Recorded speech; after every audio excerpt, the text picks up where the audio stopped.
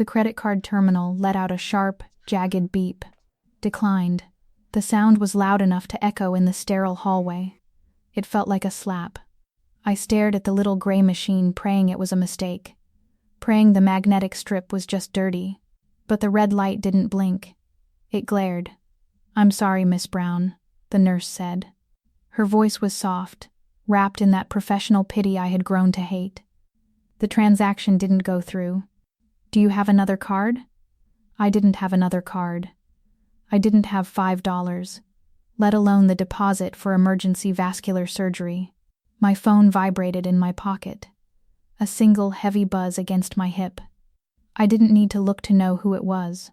The vibration felt like a warning shot. I pulled it out anyway. The screen was cracked, spiderwebbing across the text message notification. "King, Daddy takes the fall." I swallowed, but my throat was full of dust. King was watching. He wasn't here, but he was always here. He knew my father was in pre-op. He knew I was standing at the intake desk. He probably knew exactly how much money was in my empty bank account. "Please," I whispered. My hands were shaking so bad I had to grip the edge of the counter. "Just run it one more time." The bank said the transfer would clear by noon. The nurse sighed. She looked over my shoulder at the gurney parked against the wall. My father, Thomas, lay there. He was pale. Gray, actually. The stark fluorescent lights washed every bit of life out of his skin. His leg was elevated, wrapped in thick bandages that were already spotting with fresh blood. King had done that. A swing of a bat, a sickening crack, and a warning that next time, it would be my skull. "We can't wait until noon, Amara," the nurse said gently. "The surgeon is ready now. If we don't restore blood flow within the hour, we're looking at amputation. Or sepsis." My stomach turned over. Amputation. My father was a carpenter. His hands and his legs were his life. If he lost his leg, he lost his dignity. And it was my fault. All of it. Another vibration. "King, beg, all you want. Nobody saves you." Tears burned the corners of my eyes, hot and humiliating. I looked at the orderly standing by the gurney. He had his hand on the brake release. He was waiting for the signal to wheel my father out of the surgical queue and down to the county holding ward. The place where people went to wait. The place where people went to die. "Wait," I said. My voice cracked. "Just 10 minutes. Give me 10 minutes to call someone." I didn't have anyone to call. I just needed the world to stop spinning. I looked down at my phone again to delete the text, my thumb hovering over the screen. As I moved, the sleeve of my oversized hoodie slid up. It exposed my forearm. The skin was mottled with purple and green. Finger marks. King's grip from 2 nights ago, branded into my flesh. I yanked the sleeve down instantly. Then, the air in the hospital changed. It wasn't a sound. It was the absence of sound. The chaotic noise of the ER. The phones ringing. The distant sirens. The squeak of rubber soles. Just evaporated. A heavy, suffocating silence rolled through the automatic double doors at the entrance. I turned my head. 3 men walked in. They moved in a V formation, cutting through the stagnant hospital air like sharks in open water. They wore suits that cost more than my father's house. But it wasn't the clothes. It was the way they walked. They didn't rush. They didn't yield. The man at the front was Jong Nam. I stopped breathing. Everyone in the city knew his face. He owned the shipping yards. He owned the nightclubs. And according to the whispers in the neighborhood, he owned the police precinct too. He was beautiful in a terrifying, sculptural way. High cheekbones, cold eyes, and a mouth that looked like it had never smiled. He wasn't looking at me. He was walking toward the hospital administrator's office, his gaze fixed on the frosted glass door ahead. He looked bored, detached, like being here was an insult to his time. I pressed my back against the intake counter, trying to make myself small, trying to disappear. I was nobody. Just a waitress who owed money to a street thug. Men like Jong Nam didn't notice women like me. He walked past the desk. His cologne hit me, sandalwood, smoke, and cold rain. Then, he stopped. It was unnatural. He went from motion to absolute stillness in a microsecond.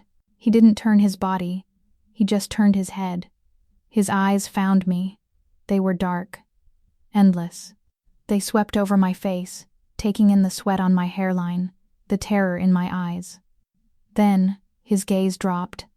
It landed on my arm. My sleeve had slipped again. The ugly purple bruise was exposed under the harsh lights. His eyes narrowed, a fraction of an inch. Then he looked at my hand. My phone was still lit up. King's message was glowing on the screen. Daddy takes the fall. Lee read it. I saw his eyes track the text. He read the threat. He read my fear. The orderly by the gurney cleared his throat. He hadn't noticed the shift in the room. He just wanted to do his job. "I'm sorry, miss," the orderly said loud enough to break the silence. "We have to clear the bay. Protocol." The orderly kicked the brake release on the gurney. Clack. He started to pull my father backward, away from the operating doors. "No." I surged forward, grabbing the metal rail. "Please, don't take him." The orderly pushed me back gently but firmly. My father groaned in his sleep. Then Jong Nam moved. He didn't shout, he didn't lunge, he simply raised his right hand. He held up one finger. The motion was lazy, elegant, and absolutely terrifying. The effect was instant. The hospital administrator, a balding man who had just run out of his office to greet the VIP, froze in his tracks. The security guard by the door straightened his spine. The nurse at the desk stopped typing. The orderly looked up. He saw Lee. He saw the finger raised in the air. The orderly let go of the gurney as if the metal had turned white hot. He stepped back, hands raised, retreating into the shadows. My father's gurney stopped moving. Lee lowered his hand. He didn't look at the staff. He didn't look at the administrator who was now trembling. He looked only at me. He tilted his head to the side, examining me like a puzzle he had just decided to solve. He made a small motion with his chin toward the nurse behind the desk. One of the men behind Lee stepped forward. He placed a black card on the counter. It was heavy. Metal. "Priority override," the man said. His voice was flat. "Full surgical package. Private recovery suite. Indefinite stay." The nurse stared at the card. Her hands shook as she picked it up. She swiped it. Beep. Green light. Approved. "Prep the patient," the nurse stammered, her voice an octave higher than before. "Get him into Theater 1. Now. Move." The team swarmed my father. This time they were pushing him toward the double doors, toward safety, toward life. I stood frozen in the wake of the activity. My heart was hammering against my ribs like a trapped bird. I looked up. Jong Nam was already walking away. He moved toward the elevator bank, his entourage flanking him. But just before the steel doors closed, he turned back. He caught my gaze through the glass. His face was unreadable, but his eyes were possessive, heavy. He didn't nod. He just stared until the doors slid shut, sealing him away. My phone buzzed again. King. But the fear didn't hit me the same way. It was replaced by something colder. Something heavier. I touched the bruise on my arm. The debt was gone. But as I stared into the dark eyes of the city's most dangerous man, I knew with sinking certainty I had just been bought. Welcome back, my dangerous dreamers. We are in that strange, quiet window between Christmas and the New Year. It is the time when we look at our lives. We decide what to leave behind in the past, and what we are brave enough to carry into the future. This story is about that exact choice. Amara just sold her freedom for a new beginning. She is about to learn that sometimes salvation looks a lot like danger. Before we see the Silent King collect his debt, do me a favor. Make sure you are subscribed and hit that like button. Since we are heading into a new year, tell me in the comments, where are you watching from, and what is the one thing you are leaving behind this year? I read every single comment. I love seeing our dark romance family grow across the world. Now, get comfortable. Dim the lights. Let's go back to the diner. The rain lashed against the plate glass window of the diner. It came down in sheets, blurring the neon lights of the city outside into smeared streaks of red and blue. Inside, the air smelled like stale coffee, wet wool, and old grease. I wiped the counter.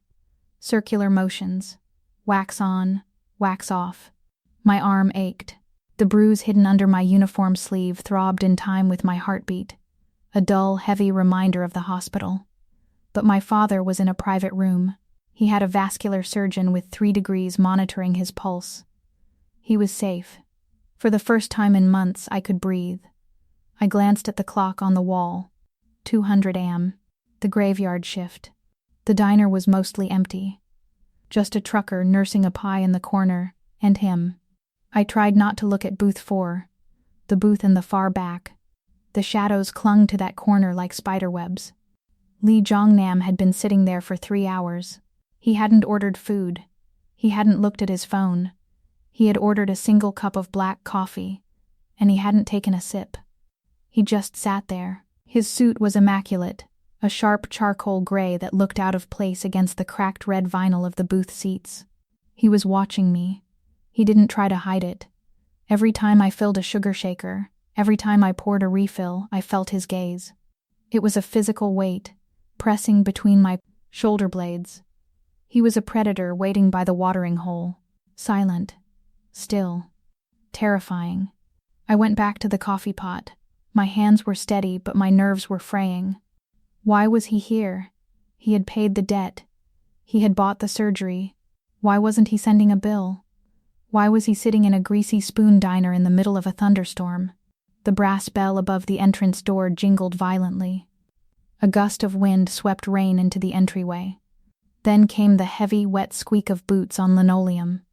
I froze. I knew those boots. King Davis stood in the doorway. He was soaking wet. Water dripped from his shaved head, running down his neck into the collar of his leather jacket. He looked wild. His eyes were bloodshot, swimming with booze and rage. He scanned the room. When he saw me, his lip curled. "There she is," King slurred. His voice was too loud for the quiet room, the $1,000,000 wife. My stomach dropped to the floor. I gripped the coffee pot handle tighter. "King, please, not here." He stumbled forward. He reeked of whiskey and ozone. "Not here? You think you're too good for me now? You think because you got some sugar daddy to bail out your old man, you're high class?" The trucker in the corner looked up, then quickly looked back down at his pie. Nobody intervened when King Davis was in a mood. "Go home, King," I said, keeping my voice low. "You're drunk. I'm not drunk." He roared. He slammed his hand onto the counter. The silverware rattled. "I went to the hospital. I went to remind your daddy who owns him. And what do they tell me? They tell me the bill is paid. Cleared. Priority status." He leaned over the counter. His face was inches from mine. I could smell the rot on his breath. "Who did you sleep with, Amara?" he hissed. "Who did you sell yourself to? That money doesn't fall out of the sky. You're a whore. You've always been a whore." "I didn't sleep with anyone," I said, stepping back. My back hit the rear counter. I was trapped. "Liar." King lunged. He didn't bother walking around the counter. He reached over it. His hand, thick and calloused, clamped onto my upper arm. His fingers dug exactly into the bruise he had left days ago. Fresh pain exploded up my shoulder. I gasped, dropping the coffee pot. It shattered on the floor. Hot liquid splashed my legs, but the pain in my arm drowned it out. "Let go," I screamed. "You think you can embarrass me?" King shouted, dragging me forward. My ribs slammed against the counter edge. "You think you can go behind my back? I own you. I own your father. I own every breath you take." He raised his other hand. It was balled into a fist. I squeezed my eyes shut, bracing for the impact. I waited for the crack of bone. It never came. Instead, there was a whoosh of air, a blur of motion. Then, a sickening sound. Snap. It sounded like a dry branch stepping on a winter hike. Crisp. Loud. Final. King screamed. It was a high guttural shriek that tore through the diner. The pressure on my arm vanished instantly. I opened my eyes. King was on his knees. He was contorted, twisted at an impossible angle. Jong Nam was standing over him. I hadn't heard him move. I hadn't seen him leave the booth. He was just there. Lee was holding King's right hand. But he wasn't holding it like a handshake. He had King's wrist in a vice grip with one hand, and with the other he had bent King's index finger all the way back. It was touching the top of King's wrist. The finger was broken. Completely. The diner went dead silent. The rain outside seemed to stop. The only sound was King's ragged, choking gasps. Lee didn't look angry. He didn't look exertive. He looked like he was inspecting a piece of rotten fruit. His face was blank, his eyes devoid of any human empathy. "My coffee," Lee said softly. His voice was smooth, a low baritone that vibrated in the floorboards. "You disturbed it. My hand. You broke my hand," King wailed, trying to pull away. Lee tightened his grip. King's knees buckled further, his forehead smashing against the dirty linoleum. Lee looked down at the sobbing man. Then he looked at me. His eyes dropped to my arm, where King's wet handprint was still visible on my uniform. He looked back at King. "Is this the hand?" Lee asked. He wasn't asking me. He was asking King. "What?" King wheezed. "Is this the hand that touched her?" Lee repeated. The question was casual, academic. I don't... Lee applied a fraction more pressure. "Yes, yes," King screamed. "Let go. Please." Lee nodded. Once. He released King's hand abruptly, as if he had grown bored. King collapsed sideways, cradling his shattered finger against his chest, curling into a fetal ball of misery. Two men in dark suits materialized from the entryway. Lee's shadows. They didn't speak. They simply bent down, grabbed King by the armpits, and dragged him backward. King's boots squeaked against the floor as he was hauled out into the rain like a bag of trash. The door swung shut. The bell jingled. Then, silence. Lee stood in the middle of the diner. He reached into his breast pocket and pulled out a handkerchief. It was white silk, pristine and folded into a perfect square. He unfolded it slowly. He began to wipe his right hand. He wiped the palm. He wiped each finger. He wiped the space between his thumb and forefinger. He scrubbed the skin as if King's touch had left a visible stain of filth. He didn't look at me while he did it. He focused entirely on the sanitation of his own hand. I couldn't move. My heart was hammering against my throat. I was terrified of King, but this was different. This was a monster who wore a suit and broke bones without blinking. Lee finished cleaning his hands. He dropped the silk handkerchief onto the floor. It landed in a puddle of spilled coffee. He stepped over it. He walked to the counter. He stopped right in front of me. The counter was the only thing separating us, and suddenly, it felt very thin. He reached out. I flinched. He paused. His hand hovered near my face. He didn't touch me. He just tucked a stray lock of hair behind my ear. His fingers brushed my skin. They were cold. "Shift is over," Lee said. It wasn't a suggestion. He turned and walked toward the door. He pushed it open, letting the cold wind rush back in.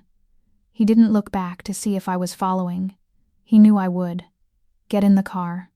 The door of the Maybach clicked shut. Instantly, the world disappeared. The drumming of the rain, the distant wail of sirens, the ragged breathing of the city, it was all severed. Inside, the silence was absolute. It was pressurized. It felt like being submerged in deep water. The air smelled of expensive leather and conditioned oxygen. The seats were heated. The windows were tinted so dark that the streetlights outside were just passing ghosts. I sat pressed against the door, my hand still gripping the handle. I was wet, shivering, and smelled like diner grease. Jong Nam sat on the other side of the wide leather bench. He was dry. He was calm. He was looking at a tablet, his finger scrolling through a document with rhythmic precision. He didn't look at me. $150,000, Lee said. He didn't look up. He spoke to the air. That is the cost of your father's surgery, he continued, plus another 30 for the private room, 10 for the security detail outside his door. I swallowed hard. The numbers made my head spin. I'll pay you back, I said. My voice sounded small in the acoustic perfection of the car. I'll work double shifts. I'll sell the house. It might take time, but Lee stopped scrolling. He finally turned his head. You make $12 an hour, Amara, he said. The interest alone would outpace your lifespan. You will never pay me back. Not in this lifetime. Then why did you do it? I demanded, finding a spark of anger in my fear. Why walk into that hospital? Why break a man's hand in my diner? Lee set the tablet down on the center console. He turned his body fully toward me. My grandfather is the chairman of the Gumrian group, Lee said. He is old, he is traditional, and he is dying. His will stipulates that the heir to the chairman's seat must be a family man. Settled. Married. He checked his watch. A platinum piece that probably cost more than my entire neighborhood. I turn 35 next Tuesday. If I am not married by midnight on my birthday, the board votes to bypass me. I lose the company. I stared at him. You need a wife? I need a contract, he corrected. So go find one, I snapped. You're rich. You. I waved a hand at him. There must be a line of debutantes waiting to marry you. There are, Lee said cold. Hundreds. Korean heiresses with perfect pedigrees, perfect manners, and powerful fathers. Then pick one. No. Lee leaned forward. The space between us shrank. The air grew heavy. I don't want to please my family, Amara. I want to punish them. His eyes drifted over me. They catalogued everything. My dark skin, my frizzy hair damp from the rain, my cheap uniform, the scuff marks on my shoes. You are the nightmare, he said softly. You are black. You are poor. You are a divorced waitress with a criminal ex-husband and a bankrupt father. Bringing you home, introducing you as the matriarch of the Gumriang syndicate, it will be a nuclear bomb at the dinner table. I felt the blood rush to my face. It was humiliation, hot and sharp. He wasn't saving me. He was weaponizing me. I am not a prop, I hissed, and I am not a joke to be played on your racist grandfather. I turned and yanked the door handle. It didn't budge. Child lock. Let me out, I said, pounding on the leather panel. Unlock the door. You can leave, Lee said. He didn't move to stop me. But before you go, you should see the weather report. He picked up the tablet again. He tapped the screen and slid it across the leather seat toward me. I looked down. It wasn't a weather report. It was a video feed. Night vision. Green and grainy. It showed a small, run-down house. My father's house. In the bottom corner of the frame, a timestamp counted up. The seconds were ticking in real time. A figure walked into the frame. He was limping, holding his right hand against his chest, the hand Lee had broken just 20 minutes ago. But with his good left hand, he was dragging something. A red plastic jerry can. I stopped breathing. It was King. He was splashing liquid onto the wooden porch of my father's house. He was dousing the front door. He was stumbling, crying, drunk and broken, but he was pouring gasoline. He is escalating, Lee said. His voice was devoid of emotion. Humiliation makes men like him dangerous. He feels small, so he wants to burn something down to feel big again. Call the police. I screamed at the tablet. He's going to burn the house. My dad's things are in there. The police will take 10 minutes to arrive, Lee said. Fire takes 3 minutes to consume a wooden structure of that age. Do something. I begged. I looked at Lee. Stop him. I can stop him, Lee said. I can make a call. My men are already there. Watching. Waiting. He held up a hand. But I don't work for free. And I don't do charity. He looked at me. The predator trap snapped shut. The deal, Lee said clearly. You marry me. 1 year. You live in my penthouse. You play the part of the devoted wife. You attend every dinner, every gala, every board meeting. And King? I whispered. King goes away. Away? Permanently, Lee said. He will never touch you again. He will never look at your father again. He will simply cease to be a problem. I looked back at the tablet. On the screen, King was fumbling with a lighter. The flame flickered in the darkness. You have 5 seconds, Lee said, to decide if you want to be a widow or a wife. He's my ex-husband, I stammered.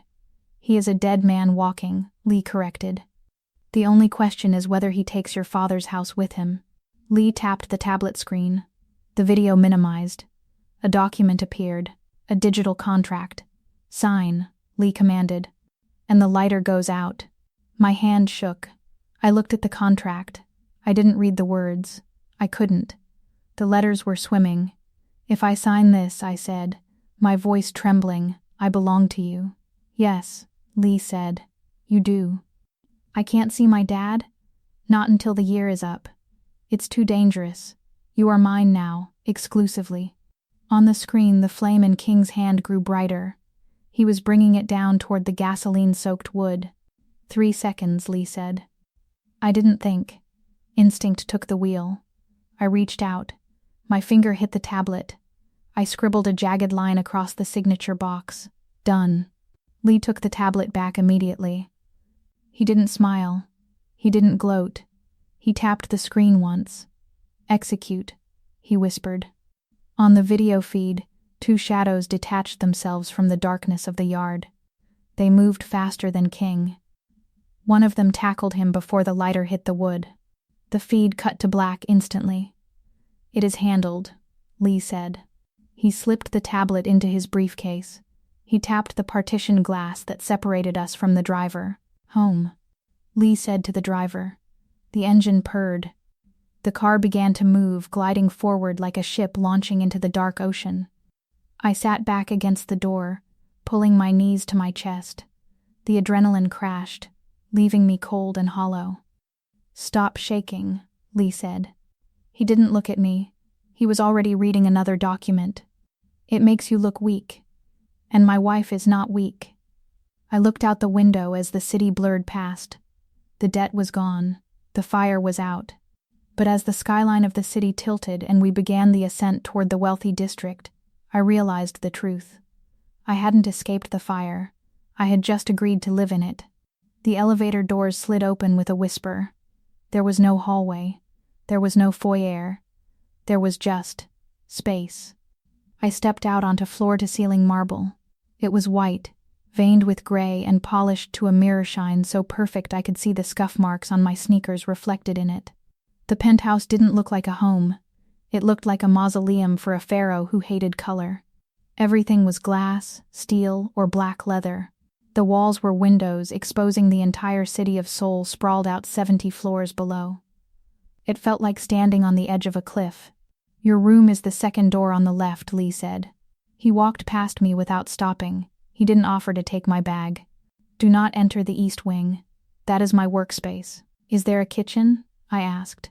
I'm thirsty. The staff will attend to you, he said. He didn't turn around. And Amara? Yes? Take off your shoes. You are scratching the floor.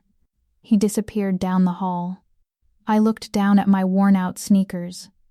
Then I looked at the pristine white expanse. I kicked them off. The marble was freezing against my socks. My room was huge. It was bigger than the entire apartment I shared with my dad. But it was empty. A king-sized bed with white sheets. A single black dresser. No pictures. No warmth. I opened my battered suitcase on the bed. It looked pathetic here. My faded jeans, my oversized hoodies, my 3 work uniforms. I started to unpack, but the silence began to crawl under my skin. It was heavy, thick. Back home there was always noise. The TV blaring the news, the neighbors fighting, the sirens. My dad humming while he cooked. Here the silence rang in my ears like tinnitus. I needed sound. I needed something to prove I was alive. I started to hum, just a low, quiet tune. Amazing Grace. My dad used to sing it when the bills piled up. Amazing Grace, how sweet the sound. I folded a t-shirt. I got a little louder. That saved a wretch like me. The door to my room slammed open. It hit the wall with a crack like a gunshot. I jumped, dropping the shirt. Lee stood in the doorway. He had removed his suit jacket. His white dress shirt was unbuttoned at the collar, sleeves rolled up to his elbows. His face was a mask of cold fury. "Stop," he said. I was just humming," I stammered. "There is no noise in this house," Lee said. He walked into the room. He didn't shout, but his voice sucked the air out of the space. "I require absolute focus. Noise is a distraction. Noise is for the weak who cannot stand their own thoughts. It's just a song," I said, feeling a flare of defiance. "It's too quiet in here. It feels dead." "It is disciplined," he corrected. He loomed over me. "You are not in a diner anymore. You are not in the slums.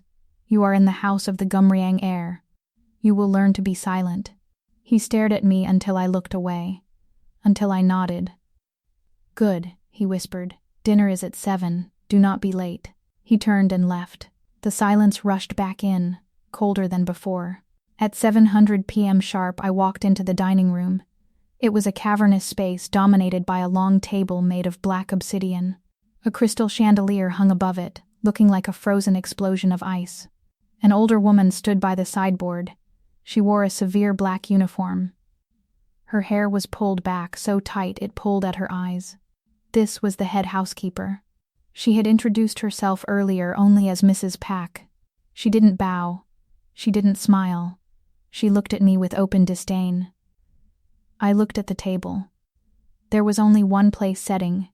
At the head of the table, a single placemat, a single wine glass, and a single set of silver chopsticks were arranged with geometric precision. "Excuse me," I said. "Where should I sit?" Mrs. Pock pointed a bony finger toward a swinging door at the back of the room. "Kitchen," she said. Her English was clipped. "Staff eat in kitchen." I froze. "But I'm his wife." Mrs. Pock let out a sharp, derisive huff. "Contract," she muttered. "Not wife. You eat with staff." My face burned. I looked at the long empty table. Then I looked at the kitchen door. I wasn't royalty, but I wasn't a dog to be fed in the back room either. "No," I said. "Move," Mrs. Pack ordered.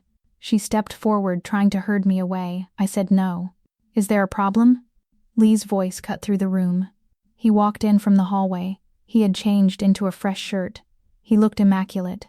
Mrs. Pack immediately bowed deep, her forehead almost touching her knees. "Master Lee." "The girl is confused. I was showing her to her station." Lee stopped. He looked at the table. He saw the single place setting at the head.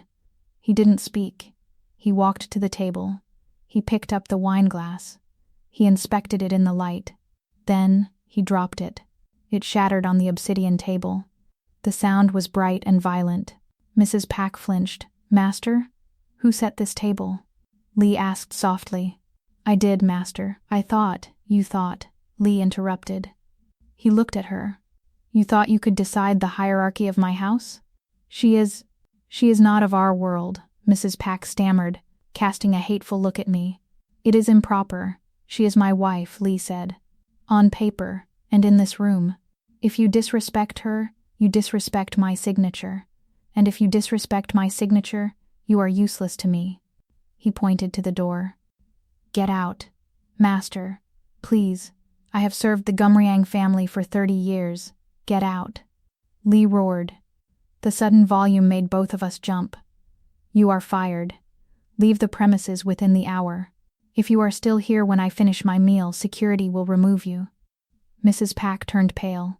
She bowed frantically, then scrambled out of the room, her shoes clicking rapidly on the floor. Lee looked at the other staff members hovering in the shadows. They were terrified. "Reset the table," Lee commanded. 2 settings. One at the head. One at my right hand. The staff surged forward. In seconds, a second place setting appeared. Lee pulled out the chair at his right. He looked at me. "Sit." I walked over, my legs shaking.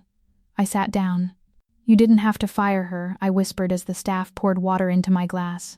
She was loyal to your family." "Exactly," Lee said. He picked up his chopsticks. "That is why she had to go." He looked me in the eye. "She eats where I eat," he said. It wasn't an invitation. It was a law. Eat. Dinner was silent. The only sound was the clink of silver against porcelain. After the meal, Lee vanished into his study. I wandered the penthouse, feeling like a ghost haunting a museum. Around midnight I got thirsty. I crept out of my room, trying to keep my footsteps light on the marble. I had to pass Lee's bedroom to get to the kitchen. The door was ajar. Just a crack. A sliver of warm yellow light spilled out into the dark hallway. I shouldn't have looked, but I did. Lee was standing in the middle of the room. He was facing away from the door. He had just taken off his shirt. His back was a landscape of muscle and tension. But that wasn't what stopped my breath. It was the scar. I knew about the Yakuza. I knew about the Gumryong Syndicate. I knew they tattooed their members with full back pieces. Dragons. Tigers. Symbols of loyalty and heritage. Lee had a tattoo. I could see the edges of it near his ribs. Black ink, intricate scales, the claw of a dragon. But the center of his back was destroyed. From his shoulder blades down to his lower spine, the skin was a mess of shiny, rippled burn tissue. It was pink and white, angry and gnarled. Someone had taken a torch, or an iron, and deliberately burned the dragon off his back. They had erased the family crest with fire. He moved, reaching for a pajama shirt, and the light caught the texture of the burns. It looked agonizing. It looked old. I stepped back, my heart hammering. He wasn't just the heir. He was a defector. He didn't just hate his family's traditions. He had tried to burn them out of his own flesh. I backed away into the shadows, the silence of the penthouse suddenly feeling less like a tomb, and more like a cage he had built to keep the world out. He wasn't just a monster. He was a man in pain. And now, I was locked in with him. The box on the bed was made of black velvet. It was long, heavy, and looked more like a coffin for a rifle than a garment bag. "Put it on," Lee said. He was standing by the window adjusting his cufflinks. He didn't turn around. He was already in his tuxedo, looking like a blade sheathed in silk. I opened the box. Inside, the fabric shimmered. It was black silk, embroidered with gold thread that caught the dim light of the bedroom. It was a hanbok. But it wasn't traditional. It was modernized, sleek, and dangerous. The skirt was cut to flow like liquid shadow. The jacket was cropped, tailored to fit like a second skin. "A hanbok?" I asked, running my fingers over the gold embroidery. "You want me to wear this?" "I don't want you to wear it," Lee said, finally turning to face me. "I want you to wield it." He walked over. He took the jacket from my hands. His movements were precise. "Tonight is the Elders' Gala," he said. "Every man in that room will be waiting for you to fail. They expect you to be loud. They expect you to be clumsy. They expect you to be a mistake." He held the jacket open. "This is not a dress, Amara. It is armor. It is a declaration of war. You wear their history better than their daughters do. It is the ultimate insult." I slipped my arms into the silk. It was cool against my skin. Lee stepped behind me to tie the ribbon, the Otgorium. His fingers brushed my chest. I held my breath. He tied the knot with a sharp, violent tug that pulled me back against him. "Listen to me," he whispered into my ear. "Do not lower your eyes. Do not apologize. Do not shrink. Tonight, you are not Amara Brown the waitress. You are Mrs. Lee. If you show fear, they will eat you alive." He spun me around. He looked at me. For a second, the cold mask slipped. His eyes darkened. He looked hungry. "Let's go," he said. The ballroom was a sea of diamonds and hostility. When we walked in, the music didn't stop, but the conversation did. It died instantly. 300 heads turned. I felt the weight of their stares physically. It was a wall of judgment. I saw the whispers behind hands. I saw the sneers from the older women in their pastel gowns. I saw the predatory looks from the men. I was a drop of black ink in a glass of milk. Lee didn't slow down. He placed his hand on the small of my back. It wasn't a comforting touch. It was a steering mechanism. He pushed me forward, forcing me to cut through the crowd with him. "Head up," he murmured. breathe. We made it to the center of the room before the shark circled. Jong Nam. The voice was boisterous, slurred, and loud. Chairman back. He was a short, thick man with a face flushed red from expensive cognac. He pushed through the crowd, flanked by two nervous assistants. Baek was Lee's rival. He had been trying to hostile take over Gumriang for years. Lee stopped. His hand on my back turned into a grip of steel. Chairman Baek, Lee said. His voice was ice. Baek didn't look at Lee. He looked at me. He looked me up and down, his eyes lingering on my chest, then my hips. He licked his lips. It was disgusting. Well, Baek laughed. He swirled his drink. So the rumors are true. You really did bring a stray dog into the house. The people nearby gasped softly. Lee's body went rigid. I felt the violence radiating off him. He was 1 second away from snapping Baek's neck in front of 300 witnesses. She is exotic. Jong Nam. Baek continued, stepping closer. He reached out as if to touch the silk of my sleeve. How much did you pay for her? I have a bachelor party next weekend. I want one. Lee's fist clenched. The knuckles turned white. He inhaled sharply, preparing to strike. But I moved first. I slapped Baek's hand away. The sound of flesh on flesh echoed in the sudden silence. Baek froze. His eyes bulged. He looked at me, stunned that the furniture had just fought back. I stepped forward. I didn't look at Lee. I looked straight into Baek's watery, bloodshot eyes. The price is not the issue, Chairman, I said. I didn't speak in English. I spoke in Korean. Formal, crisp, perfect. The words rolled off my tongue with the precise diction I had practiced for years listening to the dramas my father watched, and the conversational flow I had picked up from the Korean grandmothers who played cards at the diner during the slow shifts. They had taught me the insults first. Jeonun panmayongi animnida, I said smoothly. I am not for sale. The entire ballroom seemed to inhale at once. Baek's jaw dropped. I smiled. It was a sweet, poisonous smile. But I hear your company's stock price hit a record low this morning, I continued, still in flawless Korean. Perhaps you should worry less about buying women and more about who is buying your empire. The silence that followed was absolute. It was deafening. Baek turned a shade of purple I didn't know existed. He opened his mouth, but no sound came out. He had been stripped naked in front of his peers by the very person he tried to dehumanize.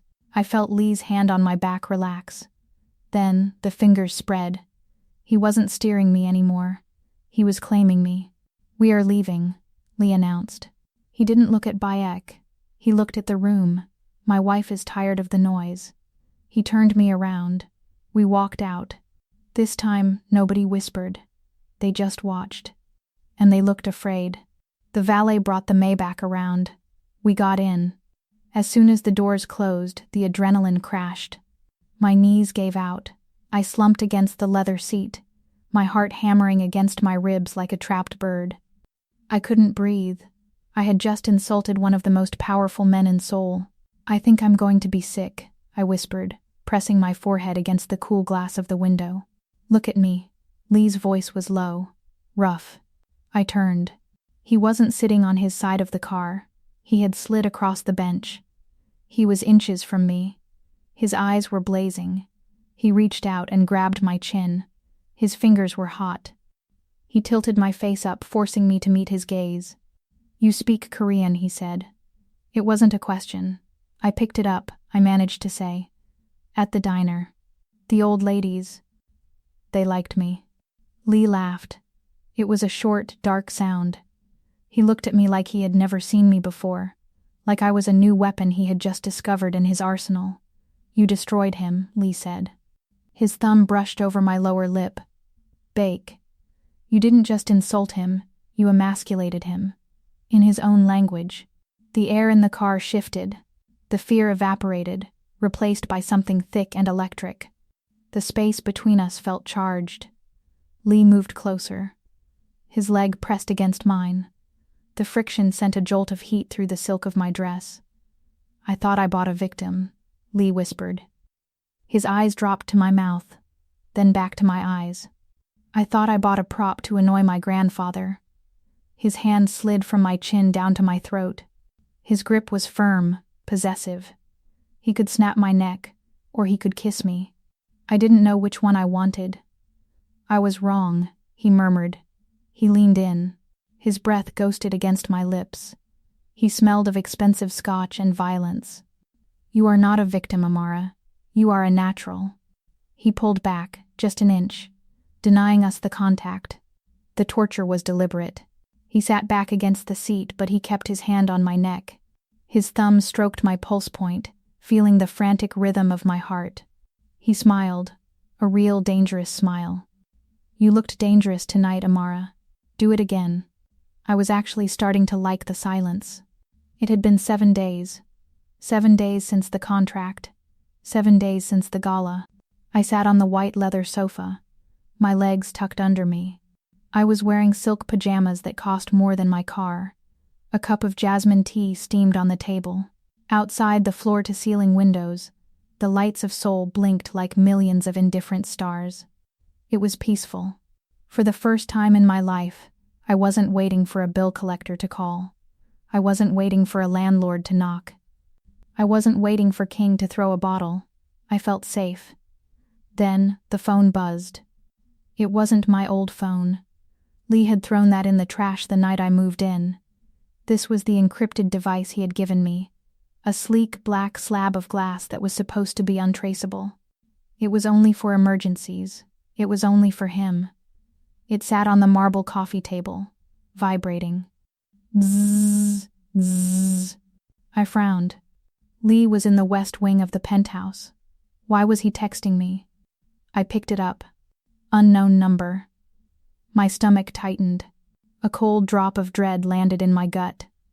I slid my thumb across the screen. A video file. I pressed play. The sound hit me first. The roar of wind. The crackle of dry wood snapping under extreme heat. Then, the image resolved. I dropped the teacup. It shattered on the floor, splashing hot liquid over my bare feet. But I didn't feel it. On the screen, my childhood home was burning. It wasn't just a small fire. The entire structure was engulfed. Orange flames licked up the siding, devouring the porch where my father used to smoke his pipe. The roof had already collapsed. The windows were blown out, vomiting black smoke into the night sky. The camera panned down. A man stepped into the frame, King Davis. But he didn't look like the man Lee had broken in the diner. He wasn't dirty. He wasn't stumbling. He was wearing a suit. It was cheap, ill-fitting, but new. He had a cast on his right hand, clean white plaster. In his left hand, he held a new heavy pistol. He looked into the camera. His eyes were clear, sober, malicious. "Hey, baby," King said. He smiled. It was a wet, ugly sound. "Your husband has a heavy hand, but he's sloppy." King raised the gun. He pointed it at the burning house. He thought he could pay me off? Scare me off? King laughed. My new friends gave me a second chance. They gave me a new purpose. He leaned closer to the lens. "I know where the old man is, Amara. St. Mary's Hospital. Room 402. Vascular unit." My heart stopped. "Daddy takes the fall," King whispered. The video cut to black. I couldn't breathe. The air in the penthouse vanished. He knew the room number. He was going there. Right now. "No," I gasped. "No, no, no." I scrambled off the couch. I slipped on the spilled tea, my knee hitting the marble hard. I didn't care. I scrambled up, running on pure adrenaline. I didn't have shoes. I didn't have a coat. I just had the phone clutched in my hand like a lifeline. I sprinted toward the foyer. The elevator was the only way out. I had to get to the hospital. I had to beat him there. I rounded the corner into the hallway. Lee stepped out of his office. He was wearing a black turtleneck and reading glasses. He looked calm, domestic. He looked up as I came barreling down the hall. "Amara? Move." I screamed. I didn't slow down. Get out of my way. I tried to run past him to the elevator bank. Lee moved. He didn't run. He just shifted his weight, stepping directly into my path. I slammed into his chest. It was like running into a concrete pillar. The impact knocked the wind out of me. "Where are you going?" Lee asked. His voice was steady, too steady. He's alive, I shrieked. I hammered my fists against his chest. You lied to me. You said you handled him.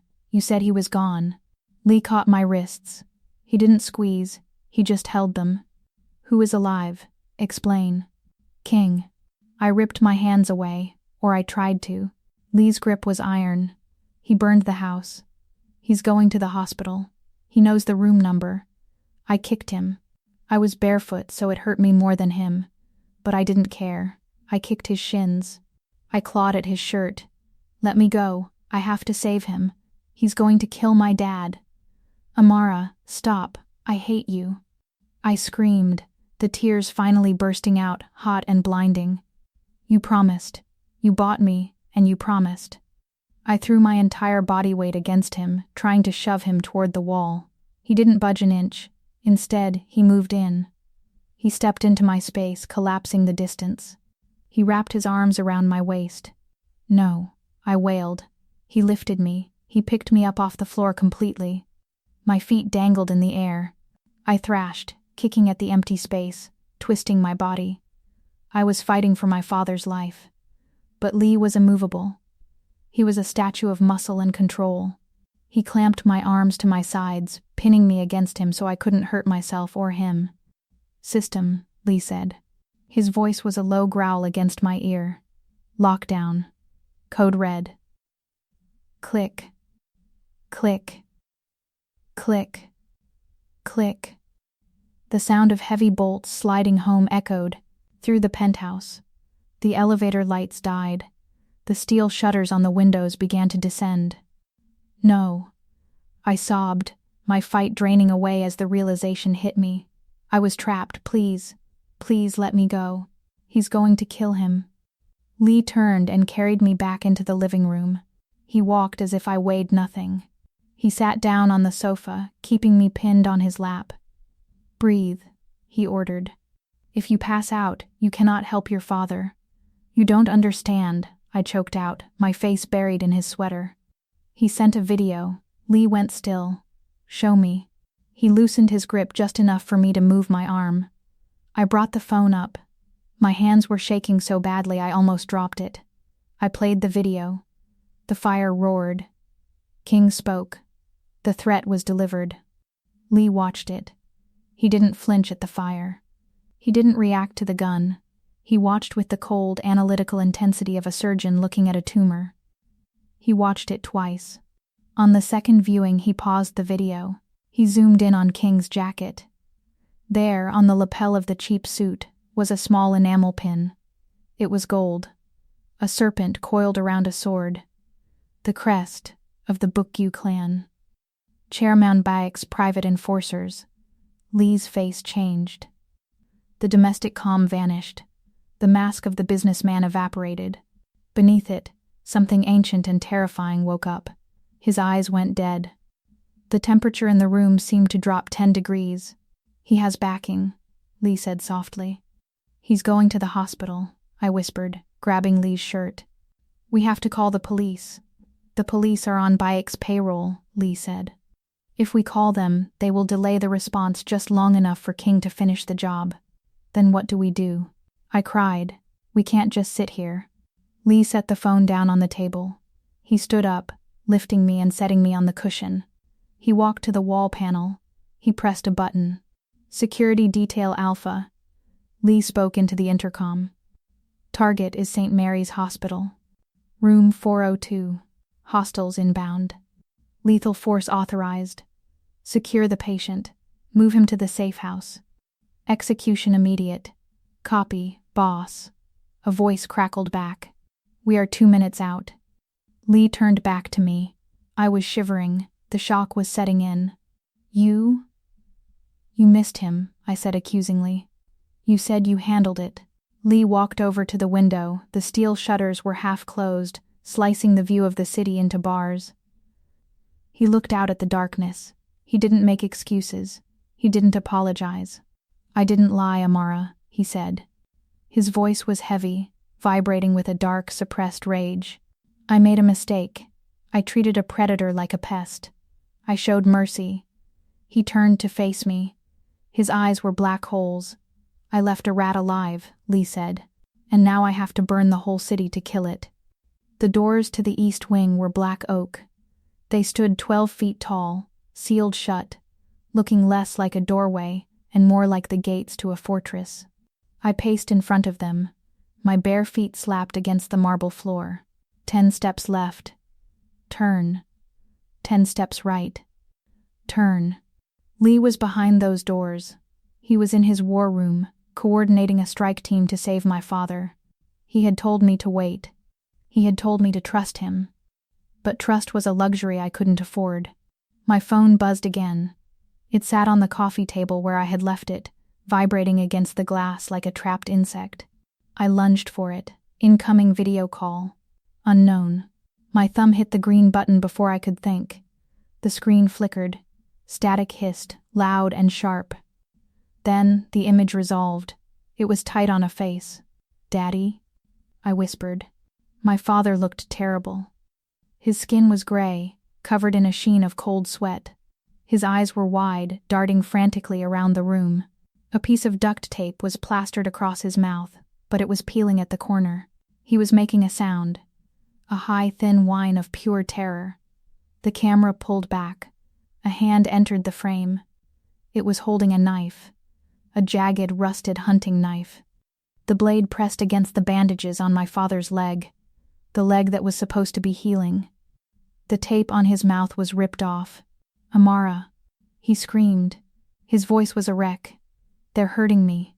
Please, baby, don't let them." The camera jerked away from him. It spun around to face King. He was smiling. His eyes were bright with a manic chemical energy. "Tick-tock, wifey," King whispered. The microphone caught the wet sound of his breath. "Your husband's men are fast. But I'm faster." He held up a wrist. He tapped a cheap digital watch. 20 minutes. "If you aren't in this room in 20 minutes, I cut his throat. Then I cut his leg off just for fun." "No." I screamed at the phone. "I'm coming. Don't touch him. Come alone," King said. "If I see one suit, if I see one black car, Daddy dies." The screen went black. Panic didn't just hit me. It dissolved me. My blood turned to ice water. 20 minutes. St. Mary's was 15 minutes away in light traffic. I turned and ran toward the east wing doors. I slammed my fist against the wood. "Lee," I shrieked. "Lee, open the door. He has him." The heavy oak didn't budge. A security guard stepped out of the shadows. He was a giant, wearing the same dark suit as the others. He moved in front of the door, blocking my path. "Ma'am," he said. His voice was a flat monotone. "Master Lee is in a secure briefing. No interruptions. Protocol Alpha." "Protocol?" I stared at him, wild-eyed. "My father is going to die. I need to show him this video. Get out of my way." I tried to push past him. It was like shoving a brick wall. He didn't even sway. He just looked down at me with empty professional eyes. "Step back, ma'am. You are to remain in the secure zone. You don't understand." I clawed at his sleeve. He gave me 20 minutes. "The strike team is en route," the guard said robotically. "The situation is handled." "It's not handled." I screamed. "King knows. He knows they're coming." The guard didn't blink. He wasn't going to move. He wasn't going to open the door. I looked at the digital clock on the wall. 19 minutes. If I waited for Lee to finish his briefing, my father would be dead. If I tried to argue with the guard, my father would be dead. I had to move. I backed away. "Fine," I spat. "Fine." I turned and ran. Not toward the front door, the elevator was locked down. I ran toward the kitchen. I burst through the swinging doors. The stainless steel appliances gleamed under the harsh lights. The kitchen was empty. In the far corner, next to the pantry, was the service elevator. The one the staff used. The one Mrs. Pock had used to bring in groceries. I ran to the keypad. My fingers hovered over the numbers. I closed my eyes, searching the chaos of my memory. I remembered the day she was fired. I remembered seeing her punch in the code, her angry fingers stabbing the buttons. 1, 9, 8, 8, Please work. I punched it in. Beep. The light turned green. The brushed metal doors slid open. I threw myself inside. The elevator smelled of bleach and garbage. I hit the button for the garage. The descent was agonizing. Every floor that ticked by on the display felt like a minute lost. 50, 40, 30. When the doors opened at the garage level, I didn't look for a car. I couldn't drive Lee's cars, they required biometric access. I ran for the service exit. I burst out into the alleyway behind the building. The night air hit me like a physical blow. It was raining again. The pavement was slick and black. I ran to the main street. I waved my arms like a lunatic. A yellow taxi swerved toward the curb, tires hissing on the wet asphalt. I ripped the door open and dove in. St. Mary's Hospital, I gasped, slamming the door. Go. I'll give you everything I have. Just drive. The driver looked at me in the rearview mirror, barefoot, wearing silk pajamas, soaking wet. He didn't ask questions. He stomped on the gas. The city blurred. Street lights became streaks of neon. Red lights were suggestions. I stared at my phone, watching the minutes bleed away. 12 minutes. We were stuck in traffic on the bridge. 8 minutes.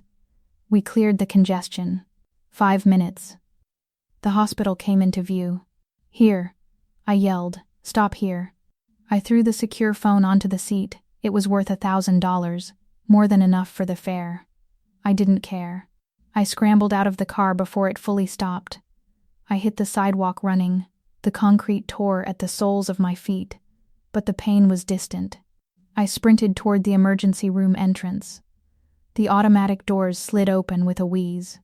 I braced myself for the noise, the chaos of an ER, the crying babies, the shouting nurses, the beeping monitors. Silence greeted me. The waiting room was empty. The triage desk was unmanned. A single computer monitor hummed, casting a blue glow over an empty chair. It felt wrong. It felt dead. But I didn't stop to analyze it. Room 402. 4th floor. I ran past the empty desk. I found the stairwell and took the steps 2 at a time. My lungs burned. My legs screamed. 4th floor. Vascular unit. I burst through the stairwell door. The hallway was long and dim. The lights flickered overhead. Buzz, click, buzz. Dad? I called out. My voice echoed, hollow and lonely. No answer. No nurses. No doctors. Where was the security detail? Where were the patients? I saw the number. 402. The door was closed. I stopped in front of it. I pressed my ear to the wood. I heard nothing. No crying. No struggle. I grabbed the handle. It was cold. I threw the door open. Dad. I stumbled into the room, ready to fight, ready to beg. The room was empty. The bed was stripped bare. No sheets. No pillows. No patient. The monitors were dark.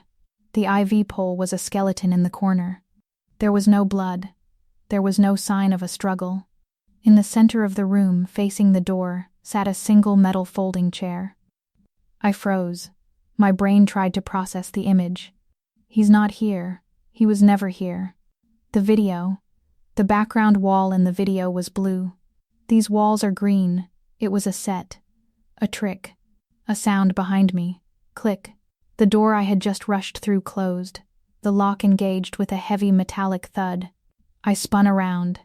King Davis was standing there, leaning against the doorframe. He wasn't wearing the cheap suit from the video. He was wearing scrubs, a doctor's coat. A stethoscope hung around his neck like a trophy. He wasn't holding a knife. He was holding a syringe. The liquid inside was clear. He smiled. It wasn't the manic smile from the video. It was calm, predatory, satisfied. You made it, King said softly. I told them you would come. They said you were too smart. I said no, she loves her daddy too much. Where is he? I whispered, backing away until my legs hit the metal bed frame. Where is my father? Safe, King said, stepping forward. For now, as long as you behave. He uncapped the syringe. A tiny bead of liquid welled at the tip of the needle. You? I choked out. You don't have the brains for this. Who helped you? Does it matter? King asked. He lunged. I tried to scream, but he was fast. He closed the distance in a single stride. His hand clamped over my mouth, smelling of latex and bitter soap. He slammed me back against the wall. I felt the sharp pinch of the needle in my neck. Cold fire flooded my veins. Good girl, King whispered into my ear as my knees gave out. The room began to tilt. The green walls turned gray. The floor rushed up to meet me. Now King's voice floated from far away. The real game begins. Darkness swallowed me whole. The headache was a physical thing. It sat behind my eyes, pulsing with a heavy metallic rhythm. I blinked. My eyelids felt like sandpaper. The first thing I saw was gold. Too much gold. Gold wallpaper with a damask pattern that made my eyes cross. Gold trim on the ceiling, gold statues of lions that looked like they were made of plastic and spray-painted. I tried to move my hands. I couldn't. My wrists were pulled behind the back of a heavy wooden chair. The plastic bite of a zip tie dug into my skin. My ankles were bound to the chair legs. I wasn't in a hospital. I wasn't in a cell. I was in a penthouse that was trying very hard to look like a palace, but only succeeded in looking like a desperate plea for validation. It smelled of stale cigar smoke and heavy cloying cologne. She wakes. A voice boomed. I turned my head. The motion made the room spin. Chairman Baek sat on a velvet sofa across from me. He was holding a glass of amber liquid. He wasn't wearing a tuxedo now. He was wearing a silk robe that gaped open at his chest. He looked soft. Doughy. Standing by the window was King. He looked out of place. His scrubs were dirty. He was holding his gun, but he kept shifting his weight from foot to foot. He wasn't looking at me. He was looking at the door. "Welcome to my home, Mrs. Lee." Baek sneered. He took a sip of his drink. "It is much nicer than that cold tomb your husband lives in, don't you think? More warmth. Where is my father?" I croaked. My throat was dry as dust. "He is safe," Baek said, waving a dismissive hand. "For the moment. That depends entirely on you." He picked up a phone from the table. He pointed the camera lens at me. "We are going to make a movie," Baek said. He smiled, showing yellowed teeth. "You are going to look into this lens. You are going to cry. You are going to beg Lee Jong Nam to give up his seat on the board to save your life. You are going to tell the world that the great Gumriang heir cannot protect his own wife." I looked at the phone. Then I looked at Baek. A week ago, I would have cried. A week ago, I would have begged. But I had spent a week in the silence of Lee's world. I had seen the scars on his back. I had worn his armor. I didn't feel like crying. I felt cold, calculated. I straightened my spine against the chair. I didn't look at the camera. I looked past Baek. "King," I said. King flinched. He looked over at me, his eyes wide and nervous. "Shut up," King muttered. "Do what the man says." "You're smarter than him," I said. My voice was steady. "You know who Lee is. You saw what he did to your hand. You saw what he did to your house." I said, "Shut up." King stepped forward, raising the gun. "Do you really think he let me walk out of that penthouse without insurance?" I asked. I locked eyes with him. I put every ounce of conviction I had into the lie. King froze. "What?" "A subdermal tracker," I lied smoothly. "Implanted in my left arm the night I signed the contract. It monitors my heart rate. It monitors my location to within 3 meters. I saw the doubt creep into King's eyes. He glanced at my arm. There was nothing there but skin, but fear is a powerful hallucinogen. He knew I was here 10 minutes ago, I continued. He isn't gathering a ransom, King. He isn't calling a lawyer. I leaned forward as far as the bonds would allow. He is coming to exterminate. King went pale. He spun around and ran to the window. He yanked the curtain back, peering down at the street. "Is there a car?" King demanded. "Is there a black car? Stop it." Baek roared. He slammed his drink down. "She is lying. She is a waitress, you idiot. She doesn't have a tracker. You don't know him." King shouted back. He was sweating now. You sit in your office all day. You didn't see him break my fingers like they were twigs. If he's coming, he is not coming. Bayek yelled. He stood up, his face flushing purple. This building is a fortress. I have security in the lobby. I have men on the elevator. Your security is bought, I said softly. Lee pays double. Shut your mouth. Bok screamed at me. Check the hall, King said to Bok. He was panicking. Check the cameras, I am the chairman. Bok bellowed. I do not check cameras. I give orders. Get over here and hit her. Make her cry. I'm not touching her, King said, backing away toward the door. If she has a tracker, the signal is already out. We need to move. We need to leave. Coward. Bok threw his glass. It shattered against the wall near King's head. They were screaming at each other. The soft, arrogant man and the hard, terrified rat. They had forgotten about me. I looked around the room. I needed a weapon. I had nothing. My hands were useless. My legs were tied. Then, I saw it. To my right, on a low marble side table, sat a massive candelabra. It was gold, ugly and heavy. 3 thick wax candles were burning in it, casting flickering shadows on the wall. Right next to the table hung the curtains. They weren't silk. They were heavy, crushed velvet. Cheap synthetic fabric. The kind that didn't just burn, it melted. The table was 3 feet away. Bayek was screaming at King. I will have you killed if you walk out that door. I'm not dying for your vendetta. King shouted back. Now. I took a deep breath. I dug my bare toes into the carpet. I threw my weight to the right. I didn't try to stand. I threw my entire upper body, using the heavy wooden chair as a battering ram. I tipped over. Gravity took me. I fell sideways. It felt like it took a year. Crash. I hit the floor hard. The wood of the chair slammed into my shoulder, jarring my teeth. But the back of the chair hit the table. The marble table wobbled. The heavy gold candelabra slid. It tipped over. It fell directly into the folds of the velvet drapes. The flame met the fabric. It was instantaneous. The synthetic velvet didn't smolder. It whooshed.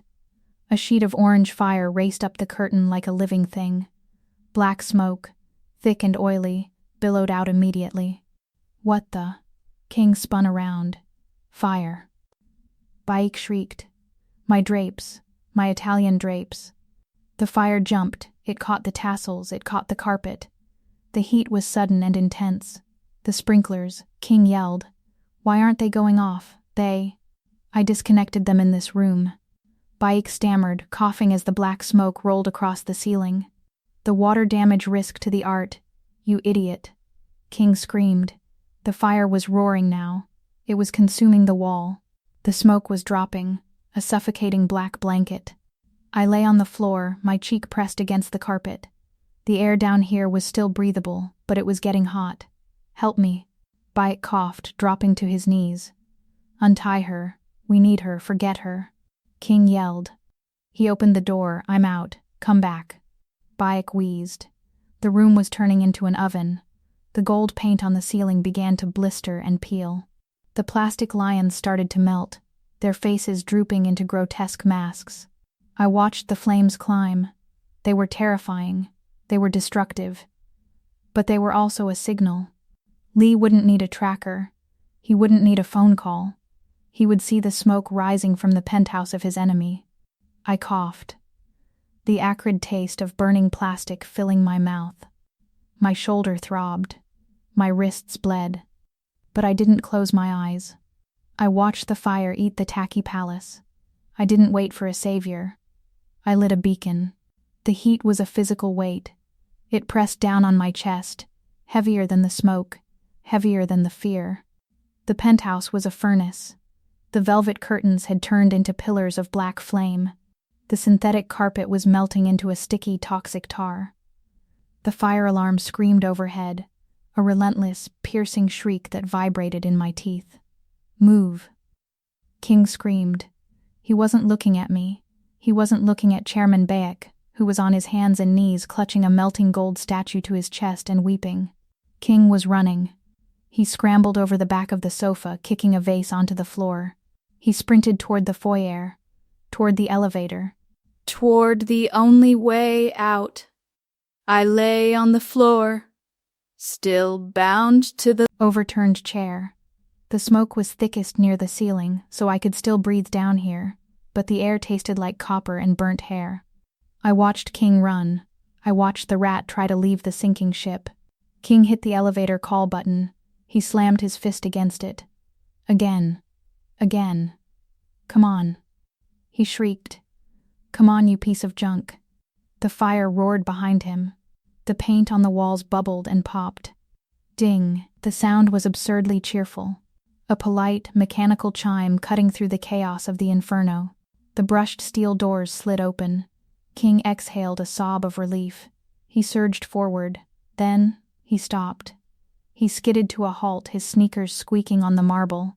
The elevator wasn't empty. Jong Nam stood in the center of the car. He was alone. He wore a black trench coat over his suit. His hands hung loosely at his sides.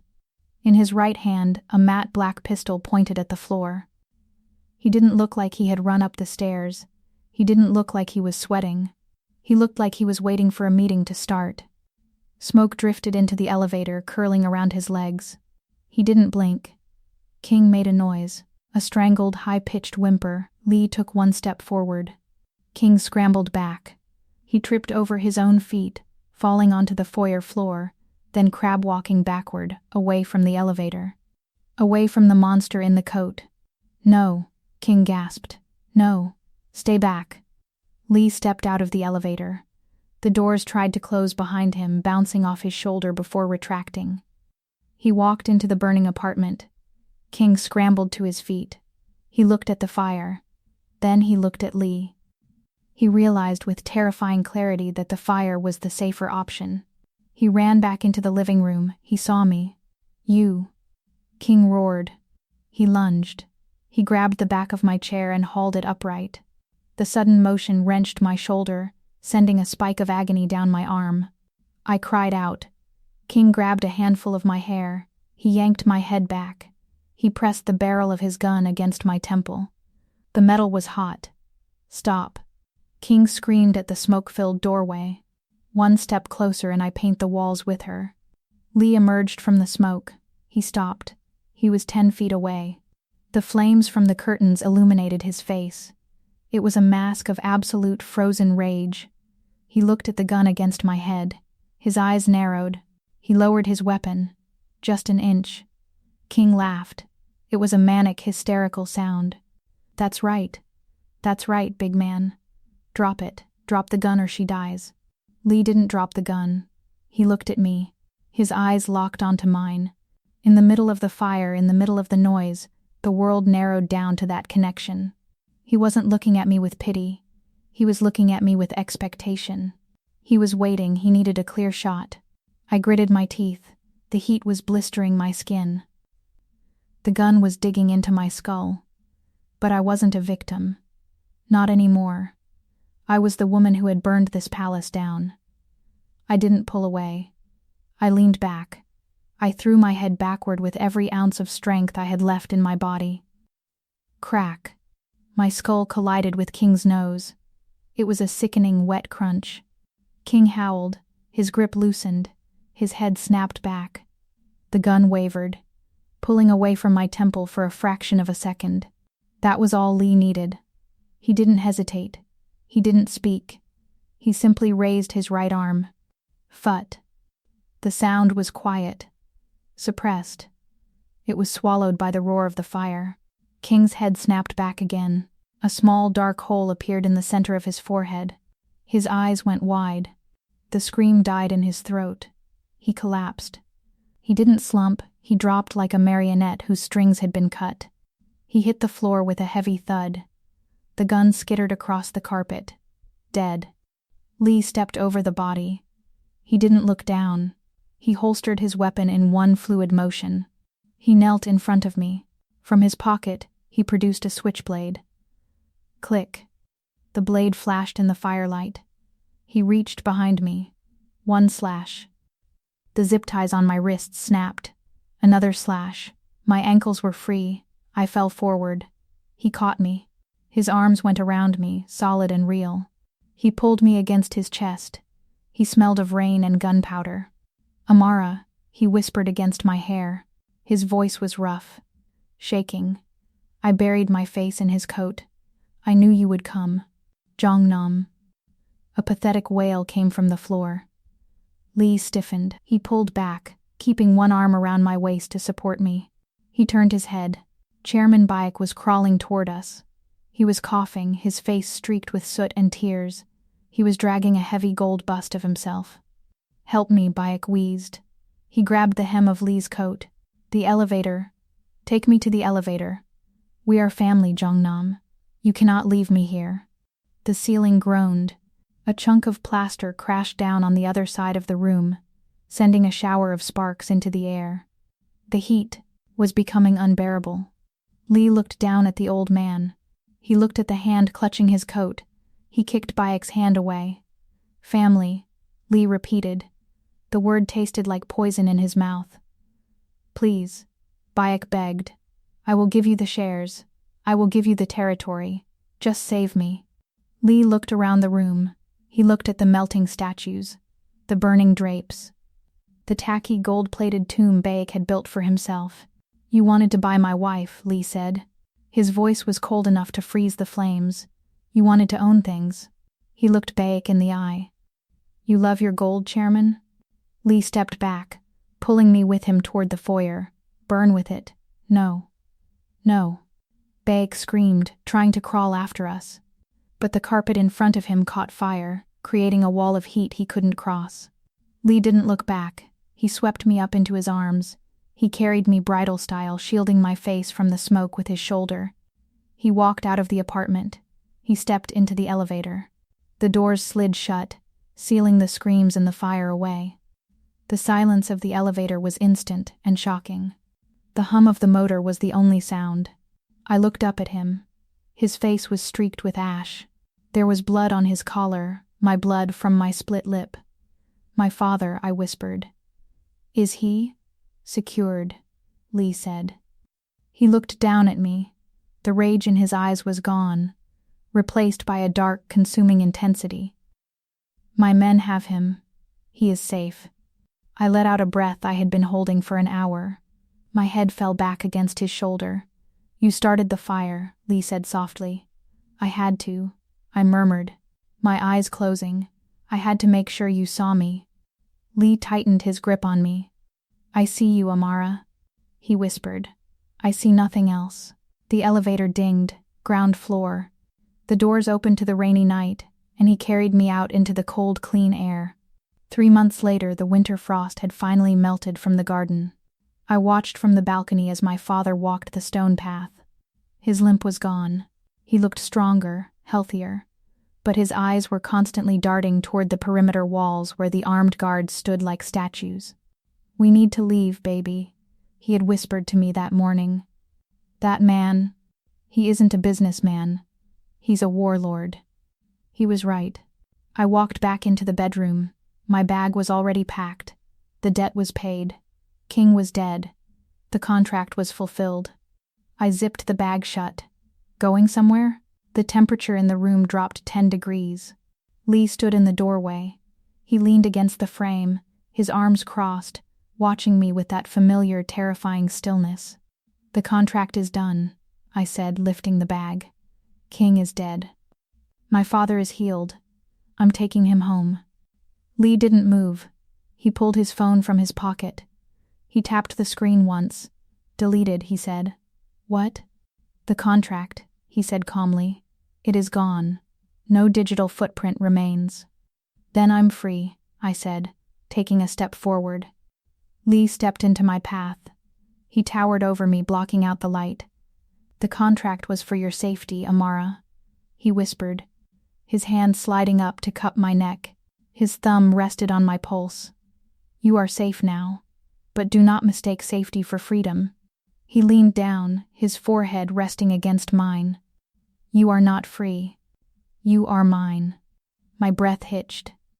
I looked into his dark eyes and saw the truth. There was no debt holding me here. There was only him. And the terrifying realization was that I didn't want to run. I let the bag drop from my hand. It hit the floor with a heavy thud. The rain lashed against the plate glass window of the diner, just like the night we met. But the open sign was dark. The door was locked. There were no truckers, no drunks, no noise. Lee had bought the building the day after the fire. He kept it closed to the public, a private monument to where he found me. I sat in booth 4. I wasn't wearing a grease-stained uniform. I was wearing a silk dress and diamonds that caught the low light. I picked up the pot. I poured black coffee into his cup. The smell of the roast and the rain filled the air, a scent that used to smell like poverty, but now smelled like power. Lee took a sip. He looked at me over the rim of the cup. His eyes were possessive, dark, and adoring. I wasn't the waitress anymore. I was the queen who sat at the right hand of the devil. I took a sip of my own coffee and smiled. I had found my home in the monster's shadow.